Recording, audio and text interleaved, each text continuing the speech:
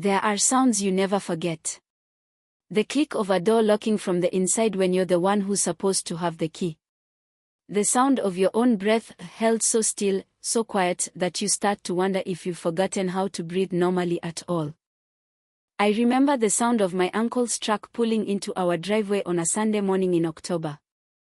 I remember it because it was the sound that finally cracked open a door I had spent 3 years trying to keep shut. My name doesn't matter right now. What matters is the woman I was before that morning and the woman I became after it, because those were two very different people wearing the same face, living in the same house, answering to the same name when someone called it across a room. I was 31 years old. I had a good job at a marketing firm downtown, the kind of job that came with a badge and a parking spot with my name almost on it, if you squinted. I had a small circle of friends who thought my life was, in their words, put together. And I had a husband named Daniel, the man I had married 4 years earlier, believing, with my whole foolish and hopeful heart, that I had finally found my person. Before I tell you about the bruises, I think you need to understand how I got there. Because nobody wakes up one morning and decides to marry someone who will hurt them. Nobody sits across from a stranger at a bar and thinks, yes, this is the man who will teach me to flinch. It happens slowly. It happens in a way that feels, at every single step, like love. I met Daniel at a mutual friend's engagement party, of all places, the kind of irony I didn't appreciate until years later. He was standing near the drinks table, laughing at something someone said, and I remember thinking he had the kind of laugh that made a room feel warmer. He noticed me before I noticed him noticing, and within 20 minutes he had learned my name, my job, the fact that I took my coffee black, then the fact that I had a habit of biting the inside of my cheek when I was nervous. You do that, he said, gesturing toward my face, when you're trying not to say something. What are you trying not to say? Nobody had ever paid that kind of attention to me before. I didn't know yet that attention, in the wrong hands, can be its own kind of trap, that a man who studies you that closely in the beginning is sometimes not memorizing you out of love, but out of strategy. For the first year, I believed completely that I had won some kind of lottery. Daniel was charming in that effortless way some men are, the kind of charm that makes waitresses laugh and makes your mother say, "Oh, I like him," within the first 10 minutes of meeting him. He remembered things. He opened doors. He called me beautiful in front of people, like he wanted witnesses to how lucky he was. He proposed on a beach at sunset, which I know sounds like something out of a movie, and it was, down to the small crowd of strangers who applauded when I said yes, down to the photographer he'd secretly hired to capture it. Looking back now, I sometimes wonder if even that moment, that perfect postcard moment, was less about me and more about the audience. Daniel always did love an audience. Our wedding was beautiful.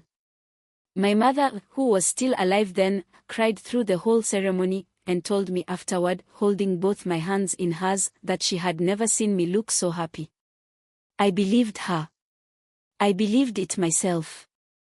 I didn't know yet that charm, when it's the only tool a person has, is usually hiding something underneath it. I didn't know that some men build their whole identity out of being liked, and that the moment you stop being useful to that project, the moment you become an audience of one who has started to see the cracks, something in them turns. The first time he raised his hand to me, we had been married 11 months. It wasn't even a hit, not really. It was a shove, hard enough that I stumbled into the kitchen counter and my hip ached for a week, dark purple fading slowly to yellow-green over the following days. We had been arguing about something so small I can barely remember it now, money, I think, or maybe his mother, who had a way of inserting herself into our disagreements even from 3 states away. He cried afterward.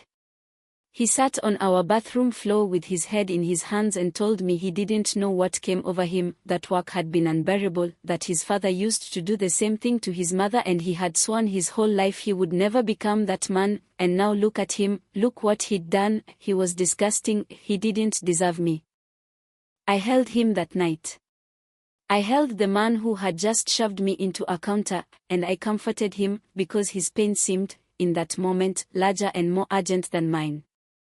That was the beginning of a pattern I wouldn't fully understand until much later, the tightening, then the explosion, then the tears, then the gentle weeks that followed, weeks so sweet they almost made the rest of it feel like a bad dream I had imagined. Psychologists have a name for it now, I've since learned. Back then, I just called it marriage because I didn't know there was any other word for what I was living through. By the third year, the shoves had become slaps. The slaps had become something worse. The grip on my arm had enough to leave marks, a hand around my wrist pulling me back into a room I was trying to leave, a night I still don't fully let myself remember in detail, where the argument ended with me curled on our bedroom floor and Daniel standing over me, breathing hard, looking almost startled by his own hands, like they belonged to someone else.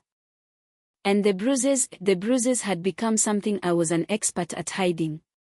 I knew exactly which foundation covered a mark on the cheekbone, blending it in careful, practiced circles until even I could almost forget it was there. I knew which long sleeves worked in July without looking strange, layering thin cotton under blazers I told coworkers I just liked the structure of. I knew how to laugh at the right moment in a conversation so no one would look too closely at my face, how to angle myself in photographs, how to change the subject with the smoothness of someone who has had a great deal of practice.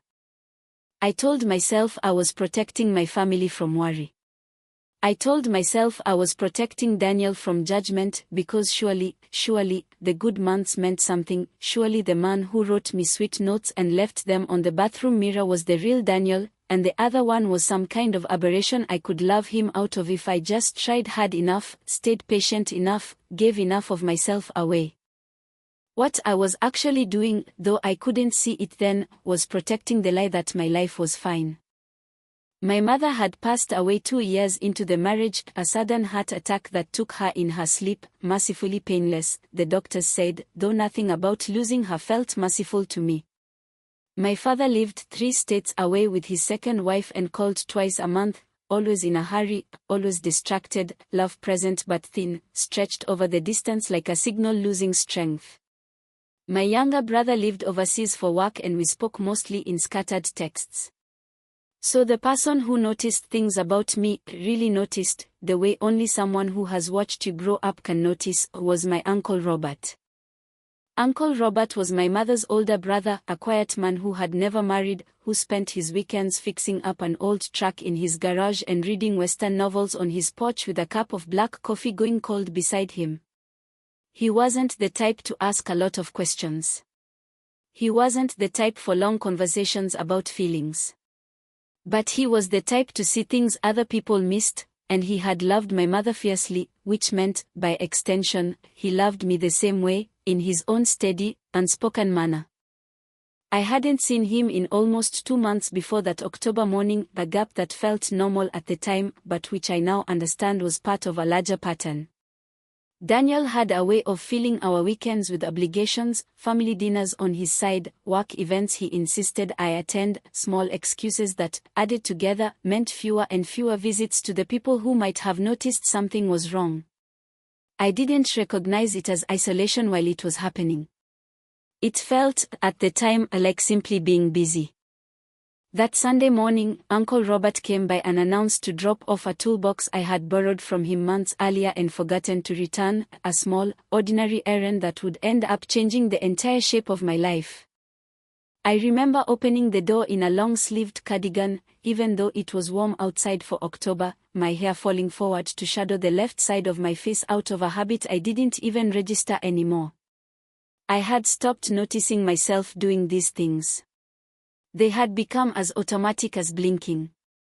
"Morning, kid," he said, the way he always did, even though I was well past being a kid.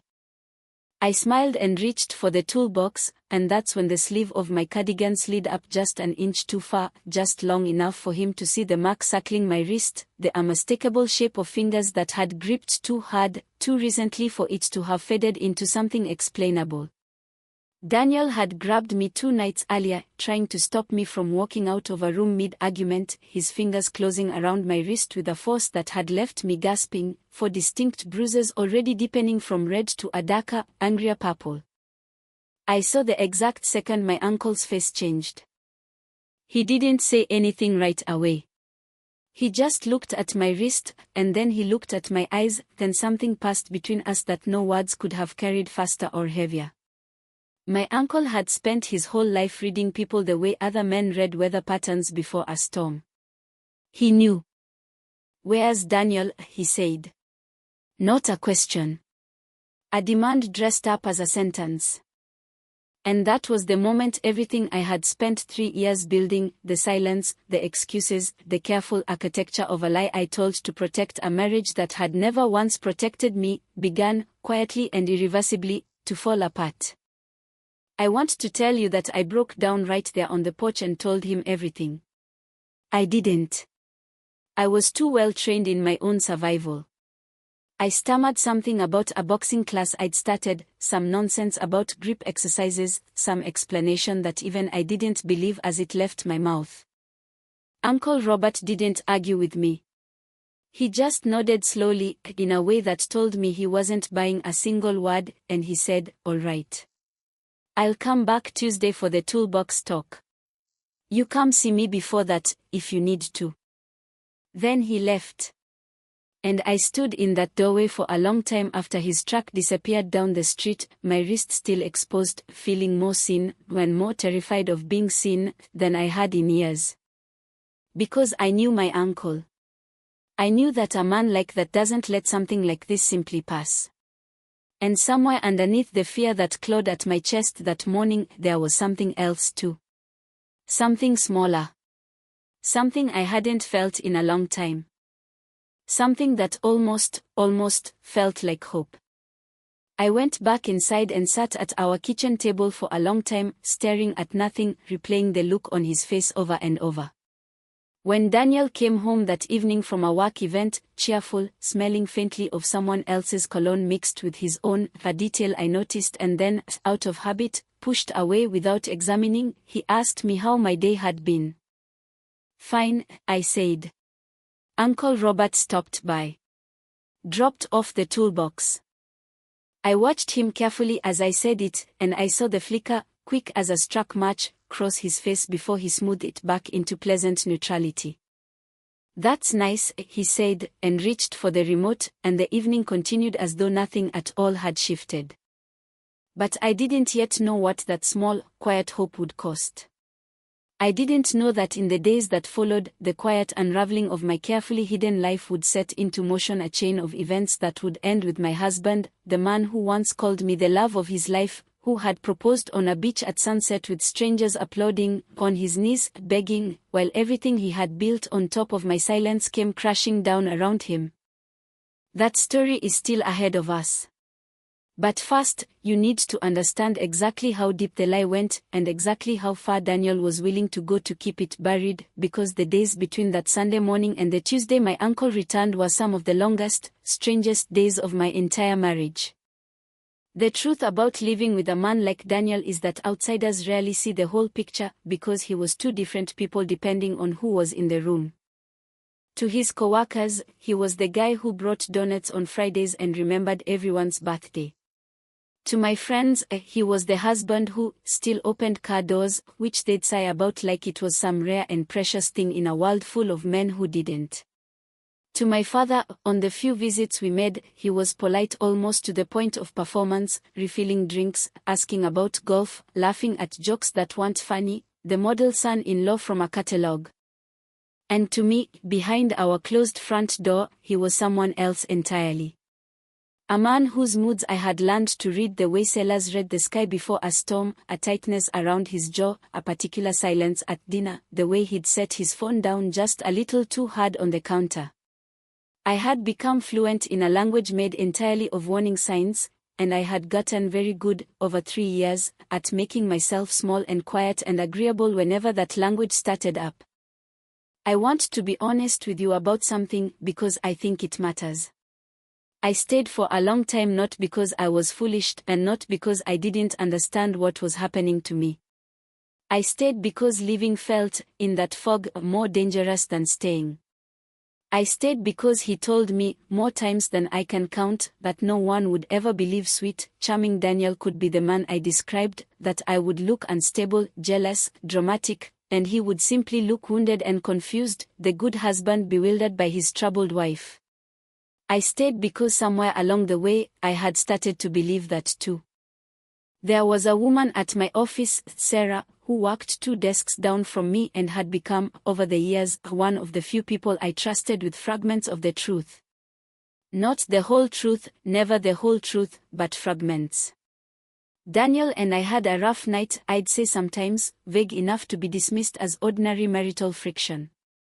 Sarah had a sharper eye than most people, though, and more than once she'd looked at me a bit too long after one of those comments, like she suspected there was more beneath the surface than I was letting on.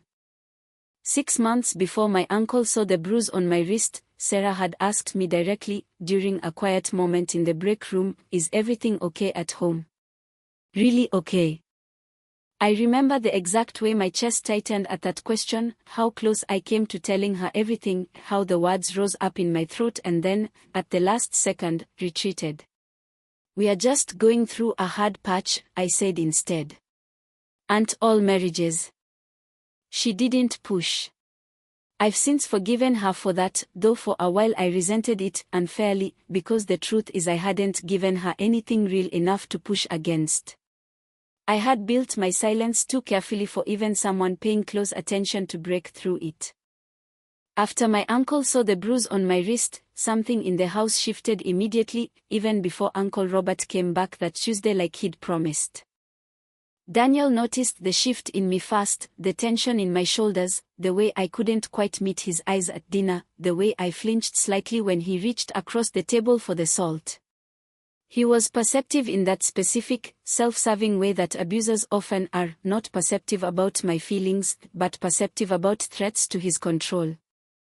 "Something happened today?" he asked that Sunday night, twirling pasta on his fork like the question meant nothing. "Uncle Robert stopped by," I said carefully. "Dropped off the toolbox." Something flickered across his face, quick, almost imperceptible, but I had spent years learning to catch those flickers. "That all?" "That's all," I lied. He didn't believe me. I could tell by the way he got up too quickly from the table, the way he rinsed his plate with more force than necessary, the way the muscle in his jaw ticked once, twice. Daniel had built an entire identity around control, control of the narrative, control of what people saw, control of me. And for the first time in a long while, he understood that a piece of that control had slipped through his fingers, out into the hands of a man he couldn't charm his way past. That night, lying in bed with my back to him, I felt him shift closer, his voice low in the dark. "You didn't tell him anything, did you? About us? About, any of it?" "No," I whispered, and it wasn't entirely a lie yet, not that night. "Good," he said, and kissed my shoulder in a way that used to feel tender and now just felt like a hand testing whether a door was still locked. Because he wouldn't understand. Nobody understands a marriage from the outside. It would just cause problems for no reason. I lay awake a long time after his breathing evened into sleep, staring at the ceiling, turning that sentence over and over. It would just cause problems. As if the problem was the telling, and not the thing being told. Monday was one of the strangest days of my marriage. Daniel was overly attentive in a way that felt less like affection and more like surveillance, texting me twice during the workday to ask how I was doing, showing up at my office unannounced with coffee, a gesture that would have delighted me 2 years earlier and now sat in my stomach like a stone, because I understood, without him saying it, exactly what it was. He was checking. He wanted to know where I was, who I was talking to, whether Uncle Robert had called. That evening, he suggested, almost casually, that maybe it would be better if I didn't see my uncle alone for a while. "Not because I don't trust you," he said, running a hand through his hair in that boyish way that used to disarm me completely. "I just don't want him getting the wrong idea about us. You know how protective he is." He might overreact to something small and it could really damage our relationship with him for no reason. I nodded and said nothing, but something in me, something that had been slowly, quietly waking up since that Sunday morning, noted the sentence carefully and filed it away. That Tuesday, true to his word, Uncle Robert came back. He didn't knock this time so much as he arrived, the way weather arrives, sudden and unstoppable. Daniel was still at work, thankfully, or maybe not thankfully, maybe it would have been better if he'd been there to see what happened next, though at the time I was only grateful for the privacy. Uncle Robert sat across from me at my own kitchen table, the toolbox forgotten entirely, and he simply said, "Tell me the truth. I'm not leaving until you do." I want to tell you I was brave in that moment. I wasn't, not at first. I cried before I spoke a single honest word, 3 years of silence pouring out of me in a way that felt like drowning and breathing at the same time. I told him about the shove in the first year that I'd explained away as an accident I half believed myself. I told him about the slap after an argument about money. I told him about the grip on my wrist 2 nights before he'd seen the bruise. I told him about the night, 6 months earlier, that I still couldn't fully describe out loud, the one that ended with me on the bedroom floor and Daniel standing over me, startled by his own hands. My uncle didn't interrupt me once. He sat very still, his jaw tightening the way mine used to tighten in warning before Daniel's storms, except this stillness felt different. This was the stillness of a man gathering himself, not a man losing himself. When I finally finished, he reached across the table and took my hand, the same wrist that had betrayed my secret days before, and he held it so gently it made me cry harder than anything Daniel had ever done to me. "You are not staying in this house another night," he said. "I don't have anywhere." "You have my house," he said, cutting me off gently but firmly. "You've always had my house. You just never asked." I want to be honest about the fear that gripped me in that moment, because I think it's important for anyone listening who has lived something similar to understand, living isn't the relief people imagine it to be. Living is terrifying in its own specific way.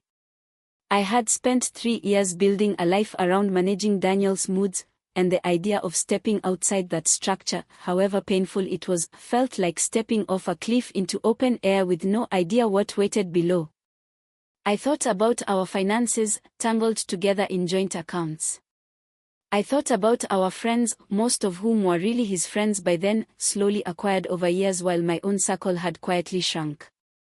I thought about what people would say, what story Daniel would tell, whether anyone would believe the quiet, careful, exhausted woman over the charming man everyone already loved. But Uncle Robert wasn't asking. He packed a bag for me himself while I stood frozen in the bedroom doorway, moving with a calm efficiency that told me he had thought this through more carefully than I realized, and within an hour, I was sitting in the passenger seat of his truck, watching my house, the house I had decorated with such hope 4 years earlier, the house with the kitchen counter I'd once stumbled into, the bedroom floor I still couldn't think about too closely, shrink in the side mirror. I stayed at his place for 3 days before Daniel figured out where I'd gone. Those 3 days were the first time in years I slept through an entire night without waking at every creak of the house, wondering if a mood had shifted somewhere in the dark. My uncle didn't ask me many questions during those days. He made coffee. He let me sit on his porch in silence for hours at a time. He gave me space to simply exist without performing okayness for anyone, which was its own strange kind of luxury after 3 years of constant performance. On the second day, he did ask me one thing, gently, while we sat on the porch steps watching the evening settle over his yard. "Did you ever tell anyone? A doctor, a friend, anyone at all?" "No," I admitted. "I was always so careful." He nodded slowly, and I could see him thinking something through, though he didn't share it with me yet. "I think you should see a doctor," he said finally. "Not because I don't believe you. Because someday, you might need something other than words. Words are easy for people to argue with. Records aren't." I didn't fully understand what he meant at the time. I would understand it much more clearly in the months to come. But peace, I would learn, is not something a man like Daniel gives up easily. He called fast, dozens of times, voicemails ranging from tearful apologies to controlled, quiet anger that made my hands shake even from a distance. "You're embarrassing me," one message said, his voice tight and low. "Do you understand what this looks like? Running off to your uncle's like a child? Come home so we can talk like adults." Another message, an hour later, softer, "I love you. I don't know what I'd do without you. Please, just come home and we'll figure this out together. I'll do anything."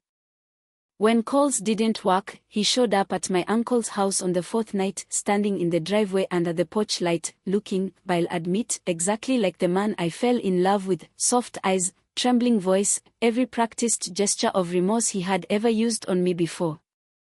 "Please," he said, loud enough for me to hear through the screen door. "I'll get help. I'll do anything. I can't lose you." I felt the old pull of it, that familiar gravity of his voice, the part of me still tangled in 3 years of hope that things could be different. I actually took a step toward the door before my uncle's hand landed on my shoulder, steady and unmoving.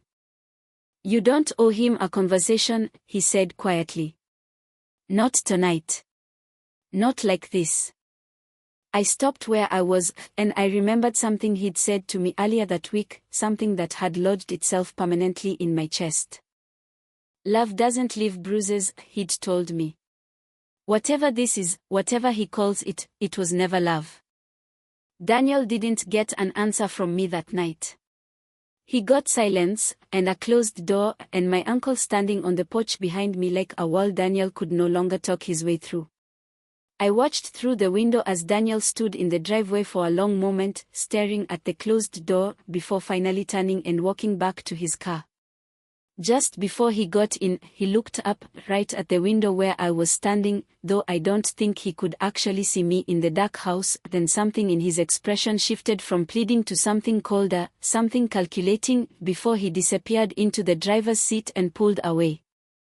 That was the moment I understood the soft version of Daniel was a costume, not a person. The man underneath was already planning his next move. Over the following weeks, I would learn just how far he was willing to go to protect the image he'd spent years building, even if it meant trying to destroy mine in the process. I did go see a doctor, as my uncle had gently suggested, a woman named Dr. Alvarez at a clinic he recommended, who examined the fading bruise on my wrist and, when I finally, haltingly, told her everything, documented it all with a careful, unhurried thoroughness that made me feel, for the first time in years, like my body and my story mattered as objective facts, not things to be managed or minimized. She also, without me quite realizing what she was doing at first, asked gentle questions that helped me remember other incidents I had buried so deep I'd almost convinced myself they hadn't happened at all, a fractured memory of an argument 18 months earlier that had ended with a bruised rib I'd explained to myself, at the time, as a fall. "This is more common than people think," she told me, not unkindly. "Minimizing.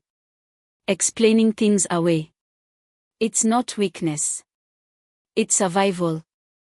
I also reached out to Sarah, finally, over coffee at a small cafe near my office, and told her everything I had held back during our break room conversation 6 months earlier.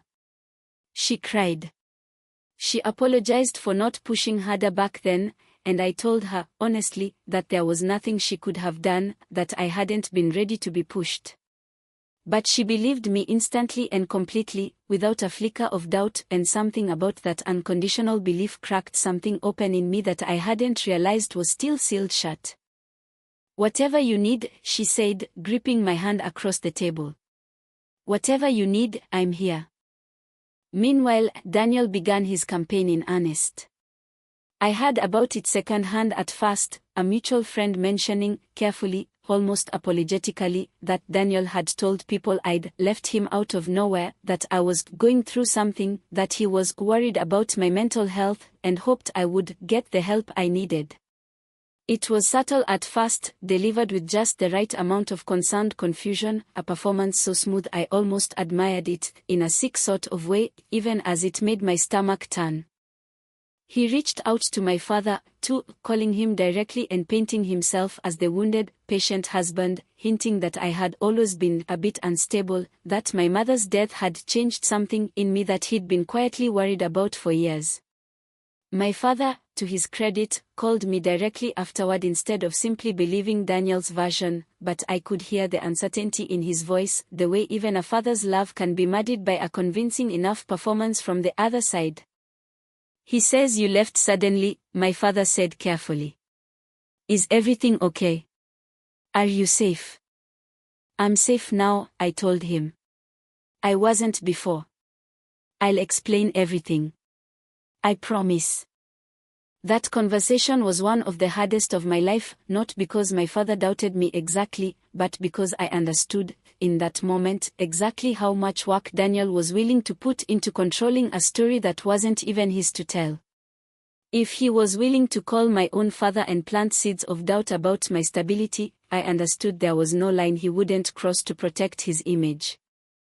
3 weeks after I left, I received a call from a lawyer Daniel had hired, informing me he intended to file for divorce on the grounds that I had abandoned the marriage, and that he was prepared to fight for the house we had bought together, the one I had paid nearly half the mortgage on for 4 years, the one with the kitchen counter and the bedroom floor.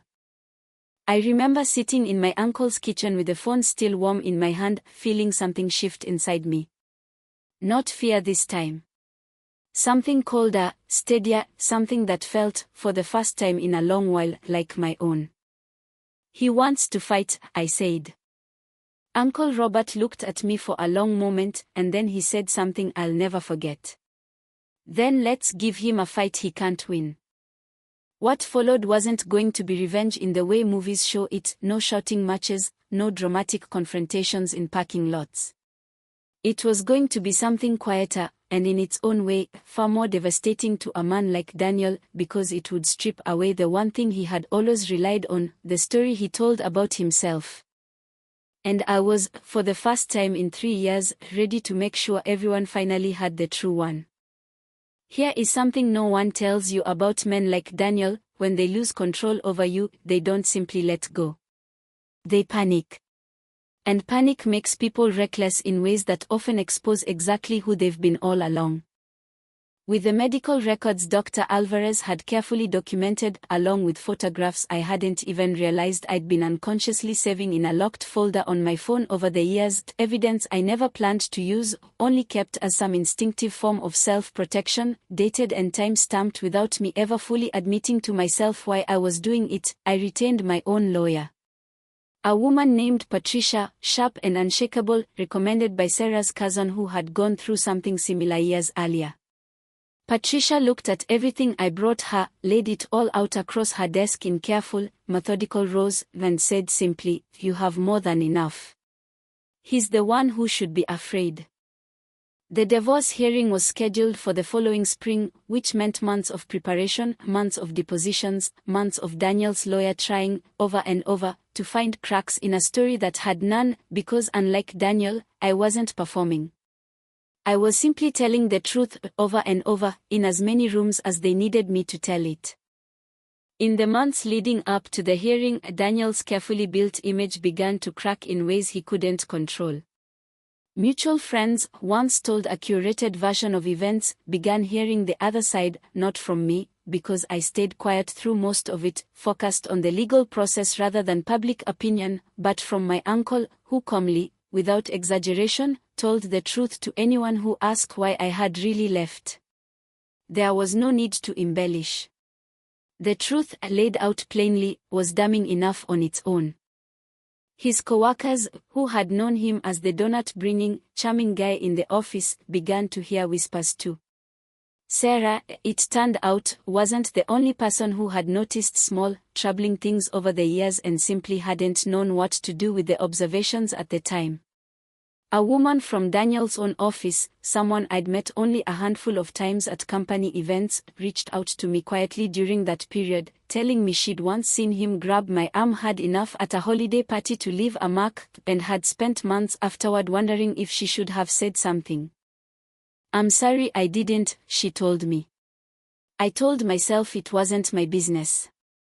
I understand now that was the wrong choice. I didn't blame her. I understood better than most how easy it is to talk yourself out of seeing what's right in front of you, especially when the person in question is so good at making everyone else look away.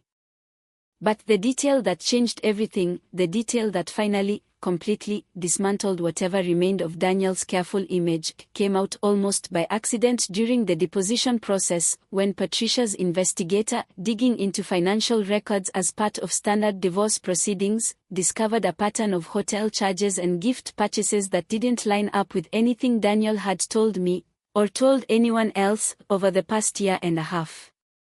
It turned out that for the better part of 18 months, while telling me he was working late, while calling my stability into question to my own father, while standing in my uncle's driveway begging for another chance, Daniel had been seeing someone else.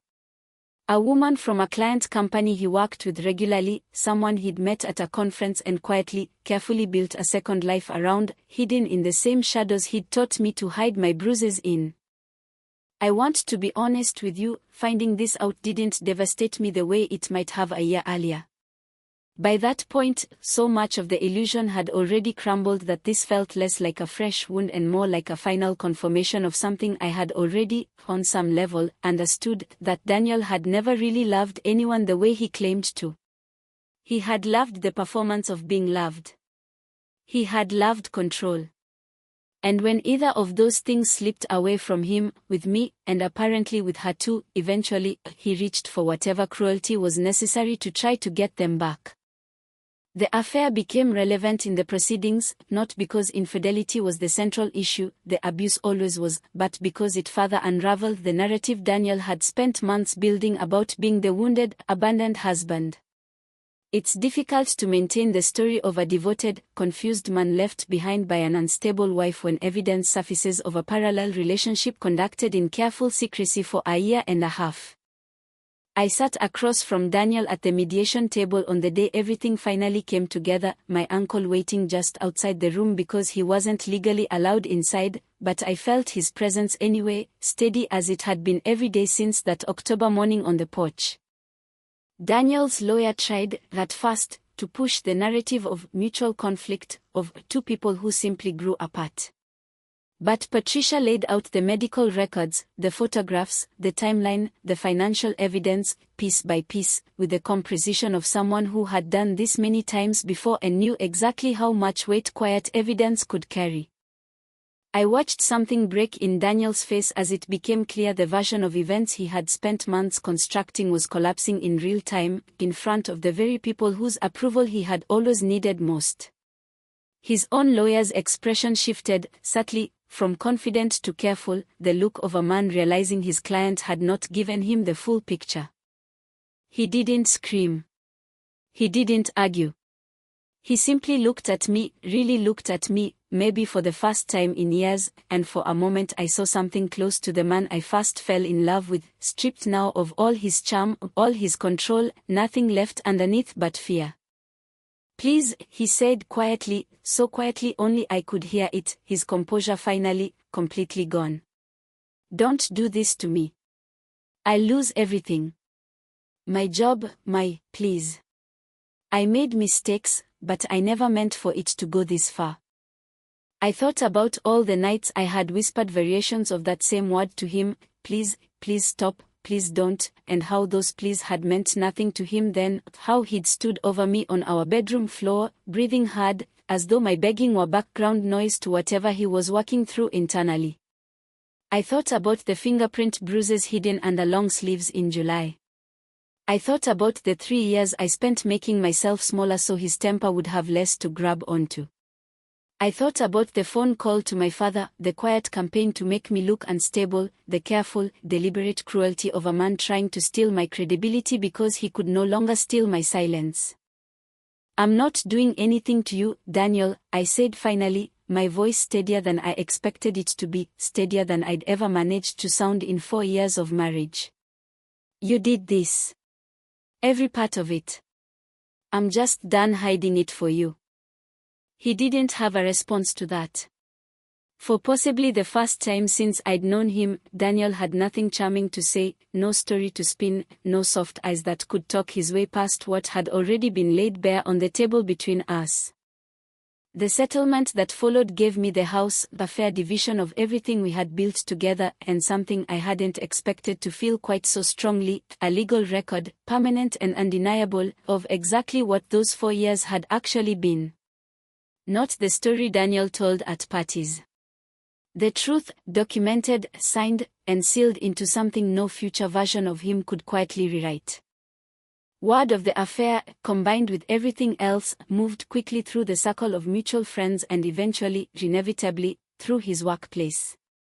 I had, months later, second-hand and without any satisfaction I'd expected to feel, that Daniel had been quietly let go from his position, not explicitly because of the divorce, his employer would never say that outright, but the timing, and the whispers, and the sudden discomfort of colleagues who had once laughed at his Friday donut jokes, made the connection difficult to ignore. The woman he'd been seeing, I later learned, ended things with him not long after the affair became public knowledge among people who mattered to her too.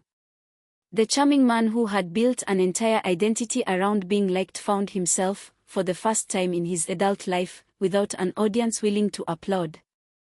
I won't pretend the aftermath was simple or clean. Healing rarely follows a neat, satisfying script. There were nights, even after everything, when I woke up out of habit, listening for a car in the driveway that would never come again. There were moments I mourned not the man Daniel actually was, but the man I had once believed him to be, the version I'd married with such hope on a beach at sunset with strangers applauding. Grief, I learned, doesn't always care whether the thing you're grieving was ever real. But there were other moments too, quieter, steadier ones. Standing in my kitchen, the one now legally mine, making coffee in the stillness of a Sunday morning with no dread sitting in my chest. Wearing short sleeves in July without a single thought about what they might reveal. Falling asleep without listening for warning signs in the dark. Rebuilding, slowly, the friendships that had quietly atrophied over years of isolation, reconnecting with people I'd drifted from, letting Sarah back into the center of my life instead of the careful edges I'd kept her on for so long. My uncle still comes by most Sundays, sometimes with a new tool I've borrowed and forgotten to return, sometimes with nothing at all except his quiet company. We don't talk much about that October morning anymore. We don't need to. It lives between us the way important things do, understood, not spoken, but never forgotten. A little over a year after the settlement, I ran into Daniel by chance at a grocery store, of all mundane places, both of us reaching for the same brand of coffee on a shelf neither of us had any reason to expect the other in. He looked smaller somehow, diminished in a way that had nothing to do with actual size. He started to say something, an apology, maybe, or another performance, I'll never know which, and I simply said, "Take care, Daniel," then walked to another aisle, and felt, for the first time, absolutely nothing where a storm used to live in my chest. If there's a lesson in all of this, it isn't really about revenge, though I know that's the word that draws people in. It's about the moment someone finally sees you, truly sees you, and refuses to look away. It's about how silence, no matter how carefully built, cannot survive forever against a single person who simply says, "I see you, and I'm not leaving until you tell me the truth." Daniel spent years teaching me to be quiet. My uncle spent one Sunday morning teaching me that I never had to be quiet again. And if you're listening to this, and something in my story feels a little too familiar, I want you to know that the door you think is locked from the inside can still be opened. Sometimes all it takes is one person, one moment, one bruise someone else refuses to look away from, to change everything. You are allowed to be seen. You are allowed to tell the truth. And you are allowed, whenever you're ready, to walk out that door.